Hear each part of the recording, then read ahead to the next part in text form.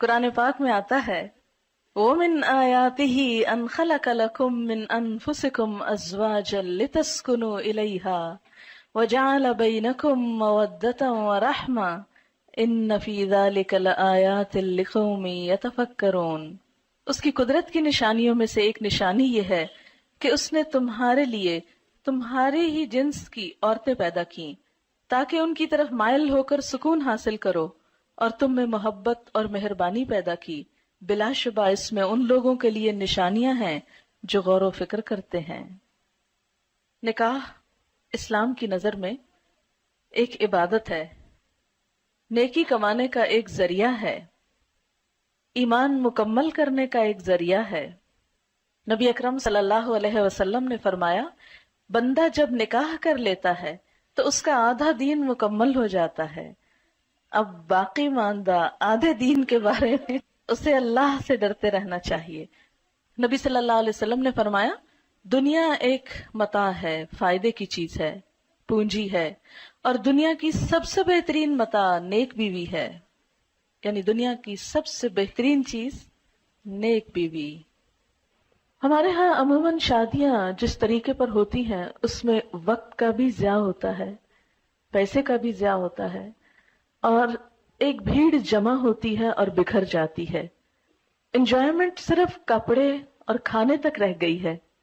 گویا اپنی صرف جسمانی ضروریات کو پورا کرنا اور صرف مٹیریلسٹک اپروچ کی حد تک خوشی کا تصور ہونا اب مسلمانوں میں باقی رہ گیا ہے، جبکہ کوئی خوشی اس وقت تک پوری خوشی ہو نہیں سکتی جب تک انسان کی روح بھی خوش نہ ہو، اور کوئی روح اللہ کے ذکر کے بغیر خوش ہو نہیں سکتی۔ تو اس لیے اس شادی میں اللہ کے ذکر کے ساتھ ساتھ کچھ باتیں بھی نہیں سیکھیں گے انشاءاللہ، یعنی خوشی کا اظہار بھی ہو اور اس کے ساتھ ساتھ اچھی اچھی نصیحتیں بھی ہوں جو دلہن کو اور اس کی بہت سی دوستوں اور سہیلیوں کو بھی کام آئے انشاءاللہ،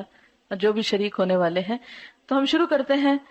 آج کے اس پروگرام میں۔ جو اہم حصہ ہے وہ یہ کہ جو لوگ اس تجربے سے گزر چکے ہیں، گزر رہے ہیں، اور انہوں نے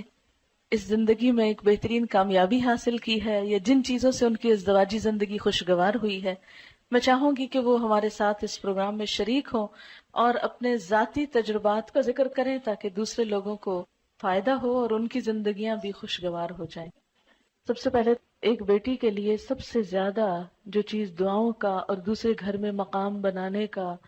سبب بنتی ہے وہ خدمت ہے۔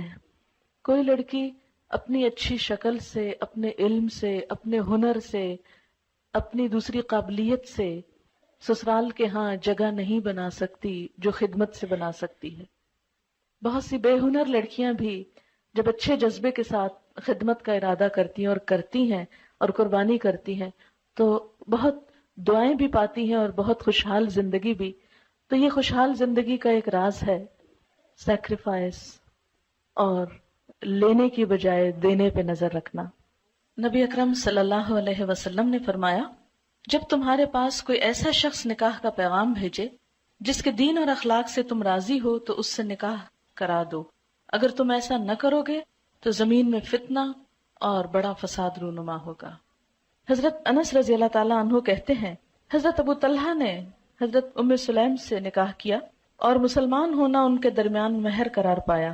حضرت ام سلیم ابو طلحہ سے پہلے مسلمان ہو چکی تھی۔ ابو طلحہ نے ان کے پاس نکاح کا پیغام بھیجا۔ ام سلیم نے جواب میں کہا میں مسلمان ہو چکی ہوں، اگر تم بھی اسلام لے آؤ تو میں نکاح کے لیے راضی ہوں۔ ابو طلحہ نے اسلام قبول کر لیا اور یہی ان کے درمیان مہر تجویز ہوا۔ عموماً ہم ایسی ہی چھوٹی چھوٹی غلطیاں کرتے ہیں اور ہمیں خود بھی پتہ نہیں ہوتا کہ ہم کیا کر رہے ہیں۔ اب دیکھیں کہ عموماً ڈفرینس آف اوپینین اس لیے نہیں ہوتا کہ ہم ایک دوسرے کو ڈس لائک کر رہے ہوتے ہیں یا ہماری کوئی عداوت ہوتی ہے ایک دوسرے کے ساتھ۔ وہ چونکہ سیٹ اپ مختلف ہوتا ہے، گھروں کی روٹین مختلف ہوتی ہے، لائف سٹائل مختلف ہوتا ہے، تو قدرتی طور پر جب آپ ایک دھارے سے آئے دوسرا دوسرے سے آئے، جب وہ اکٹھے ہوں گے تو کچھ چیزیں مختلف ہوں گی اور ان میں اختلاف کا پیدا ہونا بالکل نیچرل ہے۔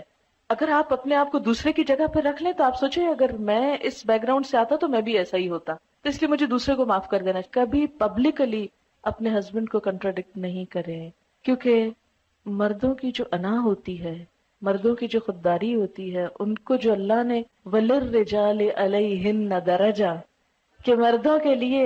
ان عورتوں پر ایک درجہ ہے، وہ جو اتھارٹی والا ہے